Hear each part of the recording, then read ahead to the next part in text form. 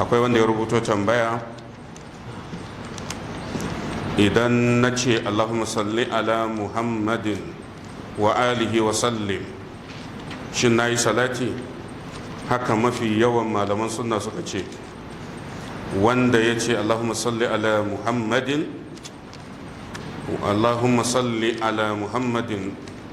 wa ala alihi wa sallim, ya yi salati ga manzon Allah. Mun sha magana a kai, akwai wadanda ke ganin wai babu salati sai ibrahimiyya. Wannan jahilci ne, babu ko shakka. Ya kamata ka nemo littafai da aka rubuta akan salati ga manzon Allah, ka nemo duk sharhin da wani malami ya rubuta akan hadisin da ya zo da bayani akan salati ga manzon Allah. In ka gama to sai ka fi da hukunci.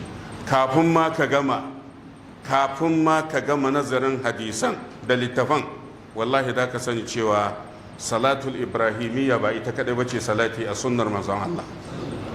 illa dai abinda manzon Allah ya karantar da mu, ba ka da ikon kai wani salati a sallah sai ibrahimiyya, domin ba a samu wani salatin da annabi ya koyar a yi a sallah ba illa wannan.